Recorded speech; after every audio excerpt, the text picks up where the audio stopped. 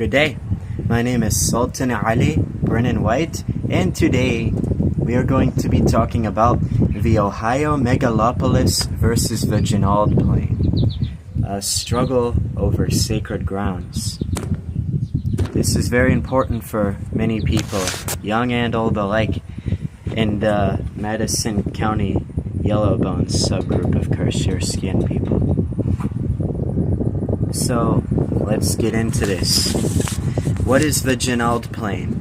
The Jonaldplayn is an area in the U.S. state of Ohio, and it's between West Jefferson, Ohio, and Bellefontaine, Ohio, and Circleville, Ohio. It's kind of in that region, Springfield, Ohio. It's basically, there's two parts of it.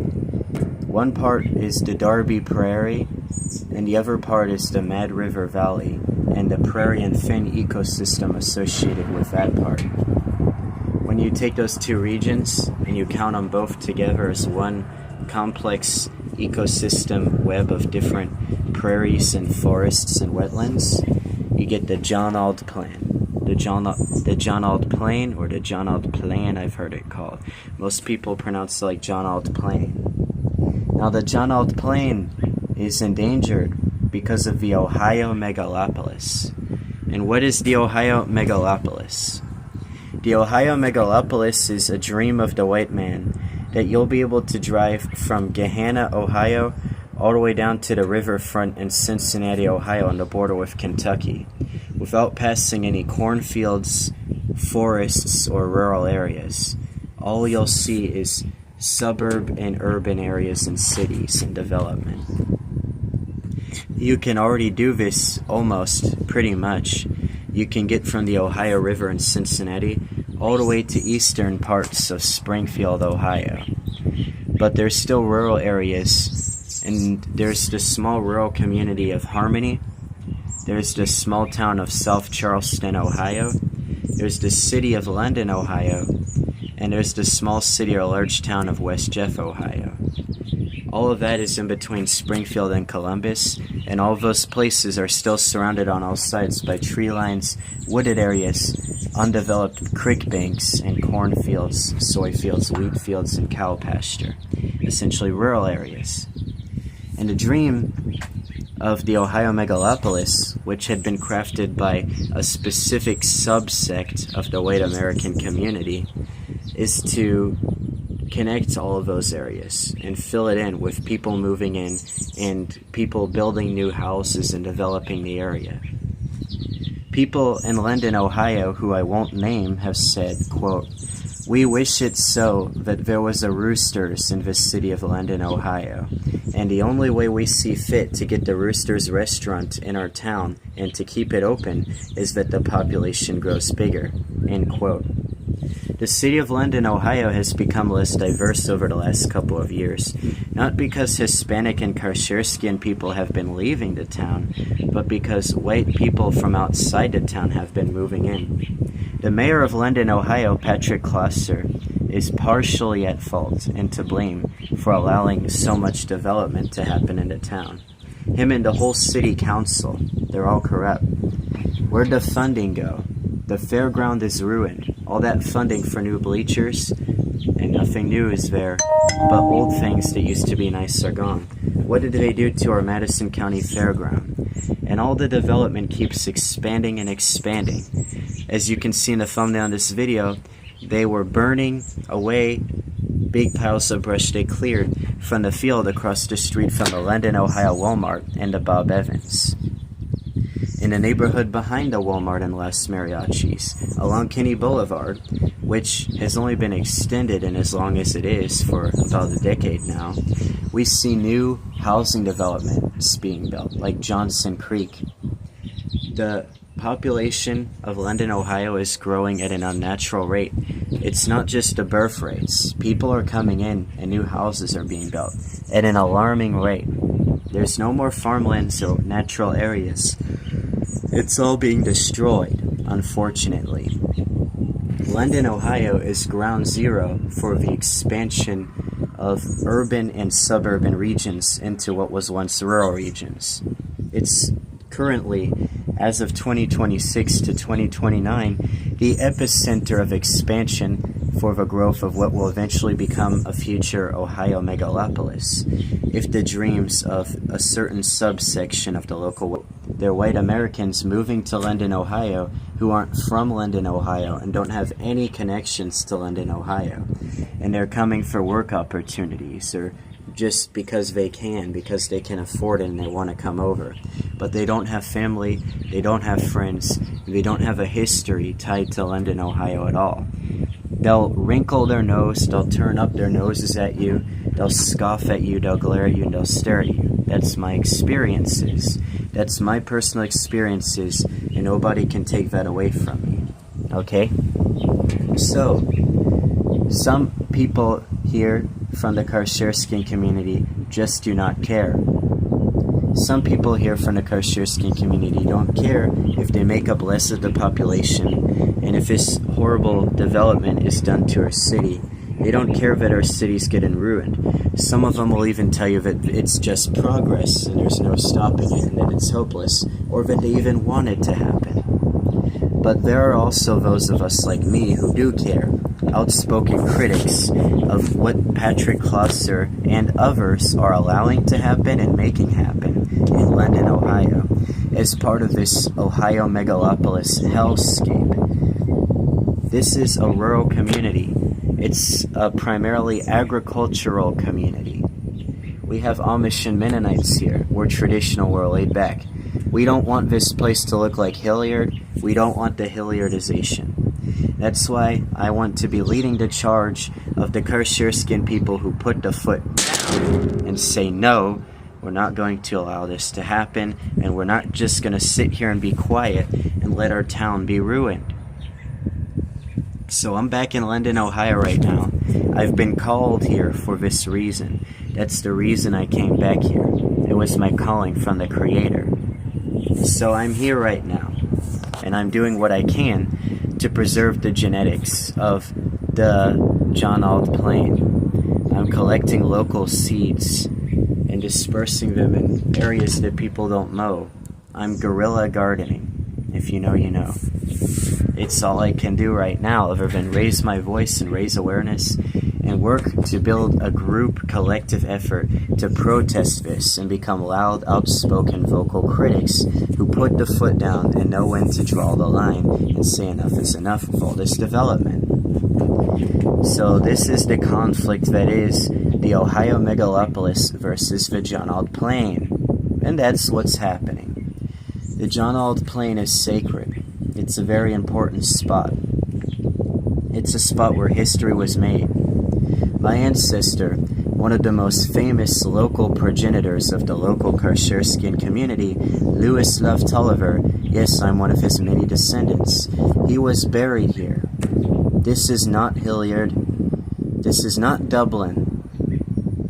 This is not Galloway. We're not going to become a suburb of Columbus. This is London, Ohio. Raidertown. This is Raiderville. And it's going to be kept that way. We will have our Strawberry Festival. Our fair will no longer be destroyed more than it already has. The development has to stop.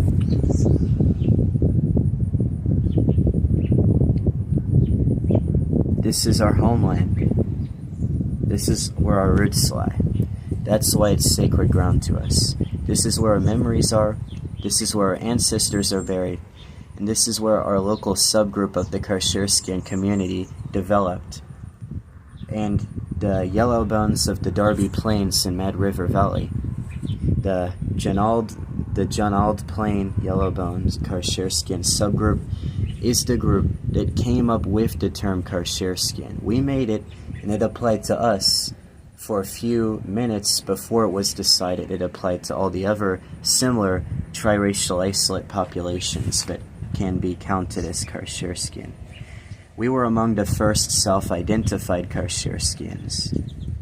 This is where it all started back in 1991, Madison County, Ohio, and surrounding areas, Circleville, Ohio, Springfield, Ohio.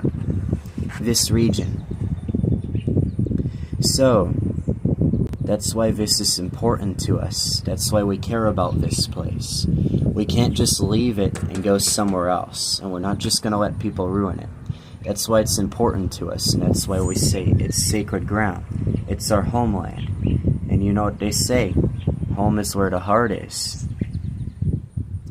The guy, Colin, who owns Colin Automotive, he owns other businesses all around London, Ohio. He owns everything. There's another rich guy.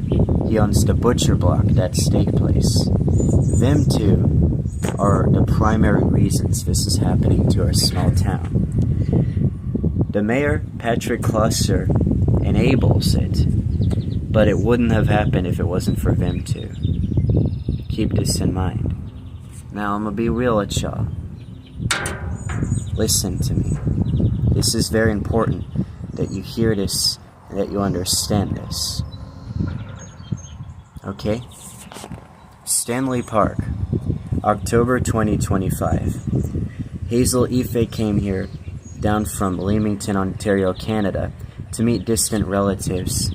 She descended from the Madison County Yellowbone community or shared common ancestors with people in the Madison County Yellowbone community.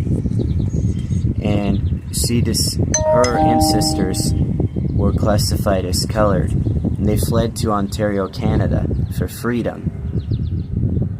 She came down here to meet distant relatives she never knew before in October 2025, and sadly, I was in town around the same time for a while and didn't run into her and didn't meet her.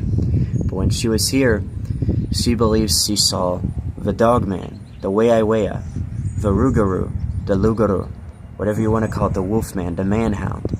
She believes she saw it in Stanley Park in London, Ohio. She started talking about it online. It culminated when she began to post about it on Reddit a month or two ago. And that's when she started getting somewhere with her posts. But as soon as she posted, even when no people were hearing about it, there were a few people who did. Not long after, by coincidence, in front of Stanley Park, they're building something there now. I think it's called Dublin something, even though we're not near Dublin, and this is not going to be a suburb of Columbus or Dublin. We won't let that happen. We know they want it to happen, but we won't. But they started building a building in front of Stanley Park. They cut down some of the trees. They cut into that forested plot. It turns out Stanley Park didn't own all of the prairies and woodlands and the area back there. Sadly. Now, that field behind Stanley Park, that's also the field you see that's across the street from Bob Evans and Walmart in London, Ohio. The other side of those woods, all of a sudden they're developing stuff there. You can see it in the thumbnail of this live stream. They're burning a brush pile. So what's up with that? They know that she saw the Dogman in there. And they're trying to keep it from coming back by building development around it. Because they know the Dogman's smart and stays away from humans.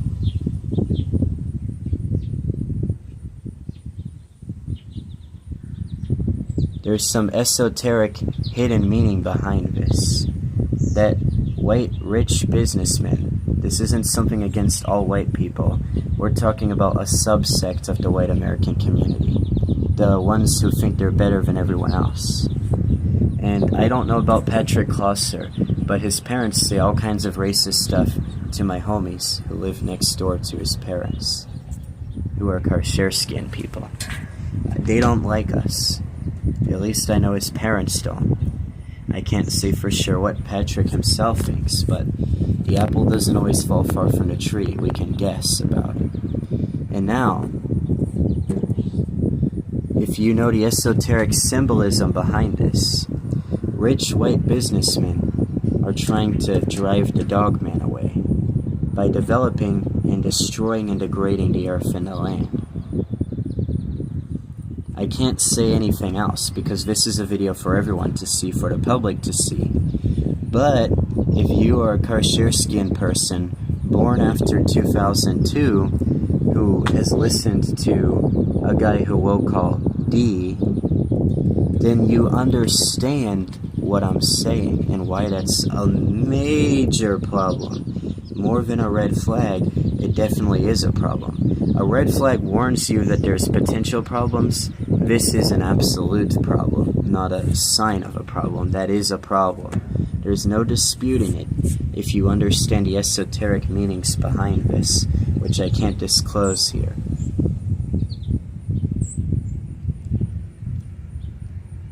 So, what are we to do now? Raise your voice. Don't give up. Keep talking. Protest and find like-minded individuals who will join you. If we don't stop the Ohio Megalopolis, the Jonaldplains might as well be gone. And so, today we have been granted permission to use the word Jonaldplayn on the internet and make it public. This is not part of a closed language like Tutnese was supposed to be a closed language, and we have some other languages we developed over time that are secret, undocumented, unnamed closed languages.